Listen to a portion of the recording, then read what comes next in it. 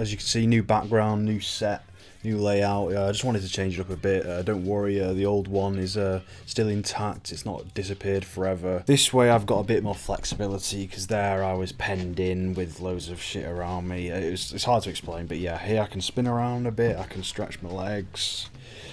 Freedom thought for thinking and expressing shit. I'm very late with Fear Street to 1994. I'm probably like 2 months late to this, but I just wanted to talk about it. I typed in some notes on my phone while I was watching the film like a month and a half ago, I don't know, and I had some fairly strong feelings about it, and I just thought, oh, might as well. I need to make a quick little video in between bigger videos, bigger projects, and yeah. When you're a film reviewer on the internet, when you're that much of a degenerate that's your profession, you're obviously expected to say, okay, well, everyone's entitled to their opinion. You know, when you disagree with people, you say, that's just someone with their own taste. I strongly disagree with that. Each to their own. That's okay. But every now and then, I really just want to say, nah, fuck you. You're dumb. If you like said movie, you're a fucking idiot. Like, I really want to say that a lot of the times. Like, come on, have some fucking self-worth. So you may have gathered that this review of Fear Street isn't really going to be in the positive sphere of reviews. Now, if you've seen some of my surfing Netflix videos, you'll probably be familiar with my opinion as a whole on Netflix and all the films and TV shows they produce. They have a very quantity over quality production mentality. The level of storytelling they apply to their TV shows and films is unacceptable, especially considering that they are one of the biggest entertainment companies in the world. They're a household name. Everyone has Netflix, it seems, pretty much. It's like Coca-Cola at this point, almost. They should at least have competently made films. Maybe bland films, but at least competently made. Fear Street 1994 is a retarded film. All of the brief reviews that I'd seen of this film were all positive.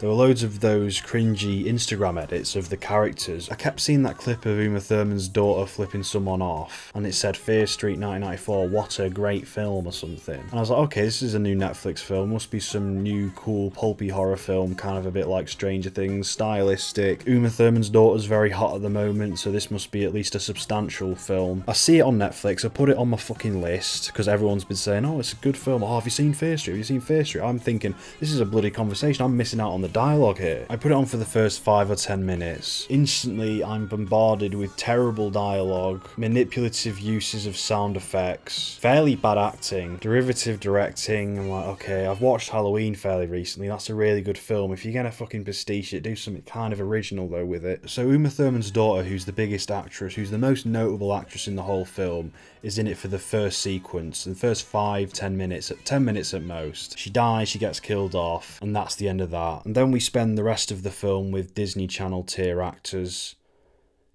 which isn't great. You see the marketing for this film, you see Uma Thurman's daughter, and you're like, oh, this might be the next Stranger Things, oh, there's anthology series, this is going to be cool, this is Netflix's next big thing.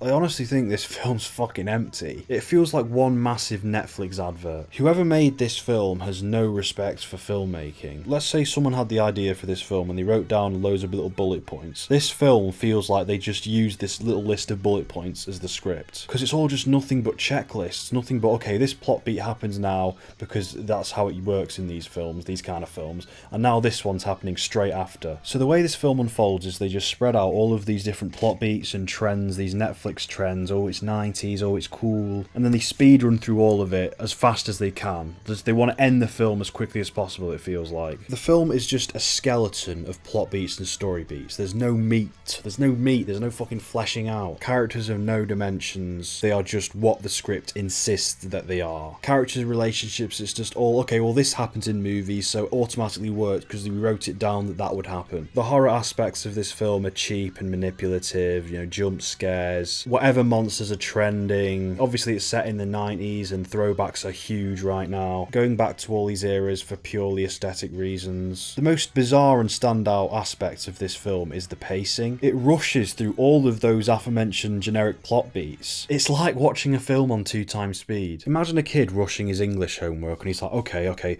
the point goes here, quick, evidence, oh, he just does the bare minimum for every little point. Okay, I'll have to put another paragraph here, paragraph 3, paragraph 4, evidence, bit of a picture here, description here, conclusion, yeah, final words, yeah, just like the most, like, you had one line for each. That is what this film is. Oh, the level of storytelling is so blatant. It would be like if I just wrote a book and it said, once upon a time there was a man named Phil and he was very, very, very sad, and expected you to be like, oh, what a moving story that is. That is the level of transparency. Nothing is done to earn anything in this film.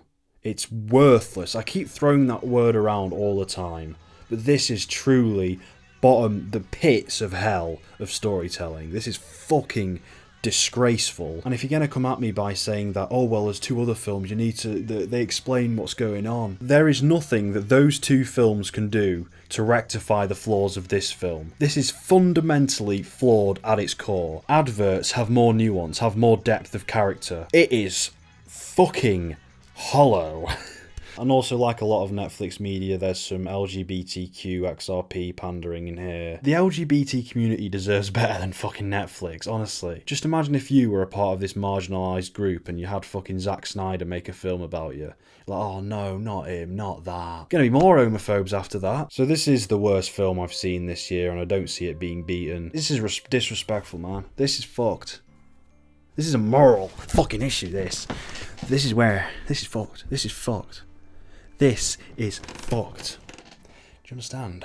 Nothing can rectify this film. Another bizarre thing, watching the characters on screen, it was like watching soulless vessels. Like, there's nothing there, there's no life there.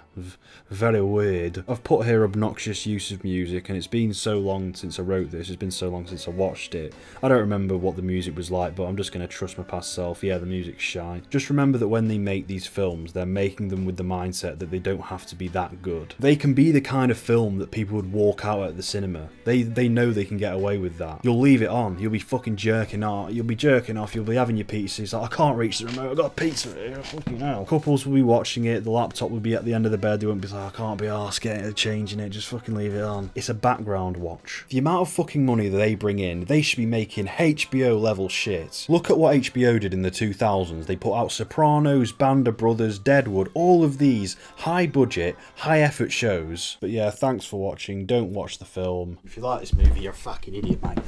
If you like this movie, I'm gonna fucking kill you. You understand? Nah, just watch Hereditary, watch Saint Maud, anything. Watch fucking The Empty Man even. Didn't even like that, but it's better than this.